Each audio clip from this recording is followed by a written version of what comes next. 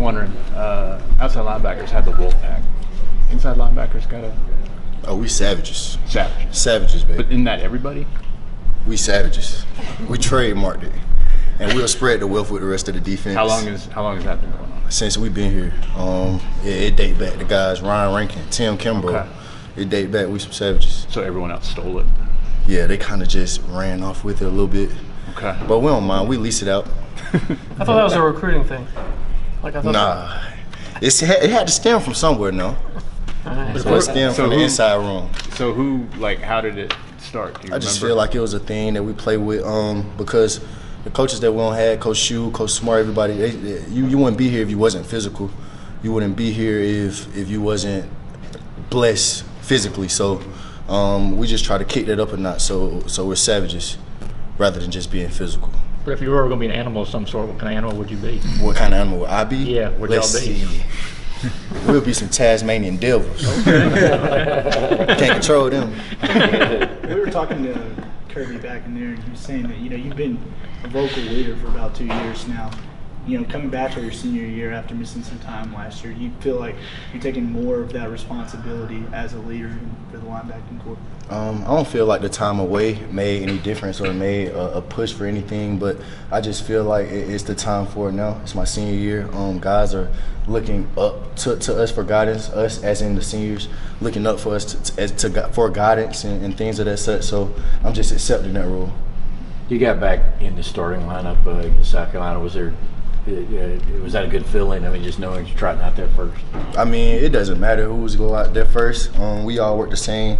It's a rotation between the backers, us four, and it's just whoever's hot, that's who's in, and that's the case. We all play our role. Can you kind of give me a description of Coach Smart's mentality out of practice? I saw him out there today. He's just like barking at people and being all fired up. Can you kind of describe his mentality? I just feel like it's a mentality that good isn't good enough. We're striving for greatness. I know great is hard to come by, but pushing forward, you'll be better than good. He doesn't allow us to get comfortable.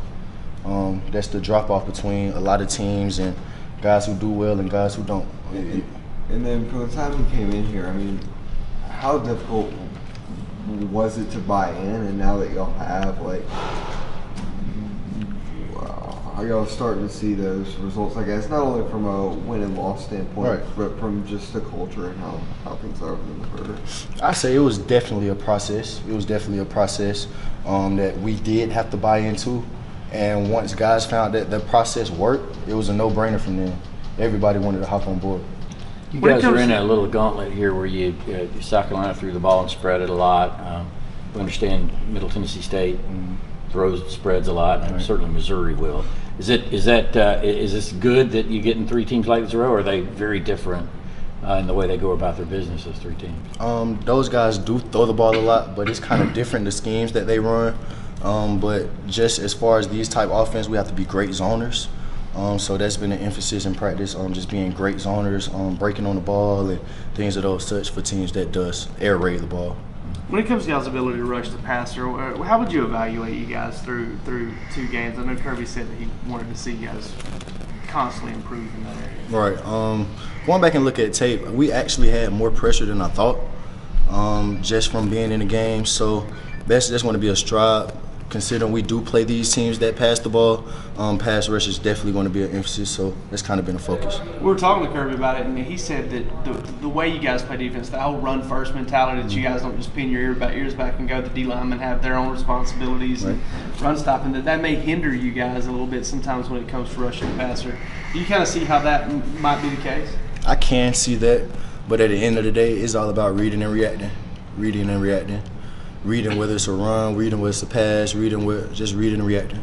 Do you ever lobby for some snaps and get out there on the edge and do that? Say it again. Do you ever lobby to get some edge snaps and get a chance to get after the quarterback? I know that's something you've done here in the past. I kind of try to stay in coach ear, stay on his hip pocket. Hey, coach, put me in for a rush or something like that. But I just kind of get in where I fit in. Like I say, guys on this team play their role, and everyone has a role. Another question on Coach Smart. I mean, I know you've been asked about this situation a lot, and after everything you had kind of gone through the past couple of years. I mean, what does it say about Kirby that he was willing to give you that opportunity again? It's just a blessing. It's a blessing to play for a man that believes in what he believes. And I'm just glad to have moved forward from it. Going back to that rotation at linebacker you talked about, how does that rotation help you guys stay fresh and kind of in the game and be able to go out when needed? It definitely keeps fresh legs. That's the name of the game now. Depth. How much depth do you have?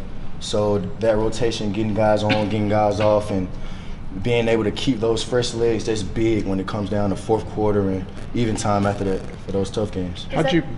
Oh, sorry. Does that sometimes you kind of struggle, like kind of coming on and off, or do you kind of not have a problem with being able to go in and go out? Not really. We don't really struggle.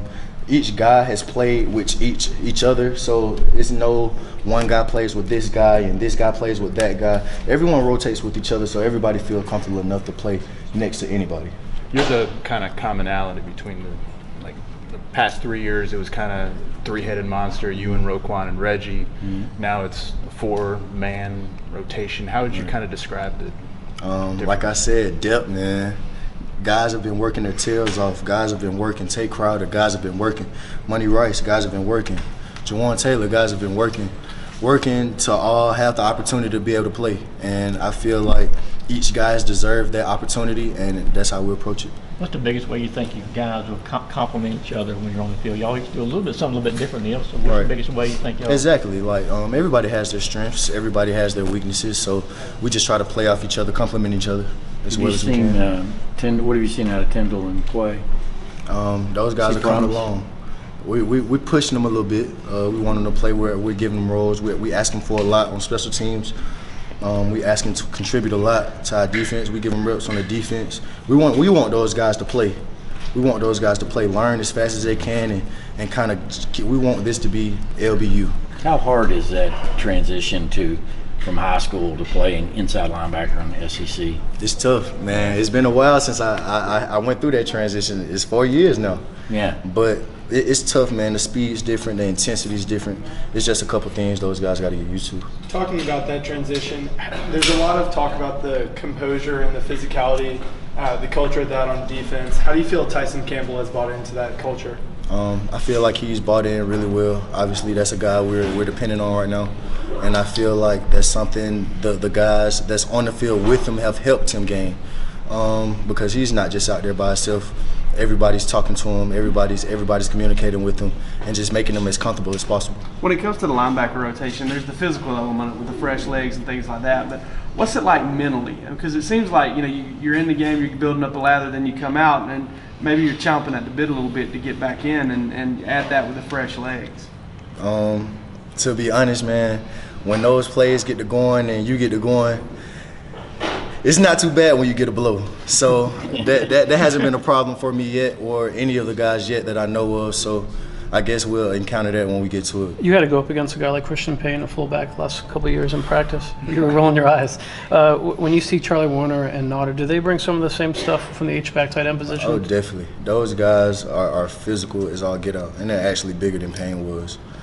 Payne was just different mentally. Payne just had a different head on his shoulders. You don't find too many things like that. But those guys are physical, man, and they're big.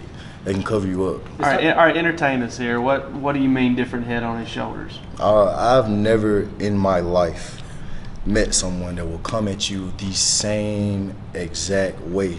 Not for a practice, not for a couple practices, but for 3 years. Like literally 3 years, every day he came the exact same way. I've never seen anything like it. You talked about the personnel and how it changed year to year at the linebacker position. You've been here a long time. When you go through and work with guys like the Reggie Carters and Roquan Smiths, and now you got this year, what have you taken from that and learned from that, and how have you used that to kind of improve to get to where you are today? I just feel like everybody's different. If I'm understanding your question correctly, everybody's going to have their own, I say, savvy about them. Everybody has their own strengths. Everyone has what they can do better. And you kind of just make your defense around it. You keep your same principles, physicality, toughness, mental toughness. You keep those same pillars and kind of just branch the defense out to accommodate the players that you have. Is it like taking bits and pieces of everyone else's game and kind of Definitely, and just developing your own? putting it together. Everyone complements each other. Two more questions. Did you get in DeAndre Baker's ear during January when he had to make his NFL decision? Like, come I on. couldn't hear you. Did you get in Baker's ear, DeAndre Baker, in January when he had to make a decision about the NFL? I don't know how tight you guys are. Did you talk to him about coming back and what is he bringing to this defense? That's just a guy, man, that you can just put on that island and you can just depend on him. You just know that we're good over here. Let's put some help elsewhere. So I definitely begged him to stay. Don't know if my opinion mattered at all, just me personally. But yeah, man, that's a guy I feel like we need him. I feel like any defense would need him, honestly.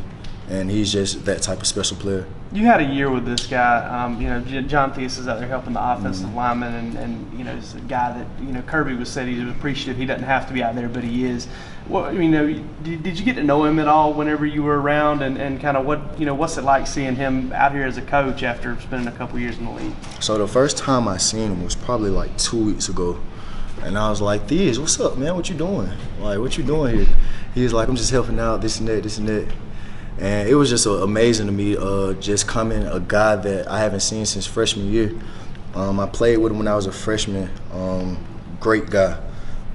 He always did the little things right. He always paid attention to the details and did the little things right. And he critiqued himself all the time. And that was just something that I took from him, and I'm just glad that he's with us. I'm sure that the offensive line is pulling a lot from him. All right, thank you. Thanks, Nate.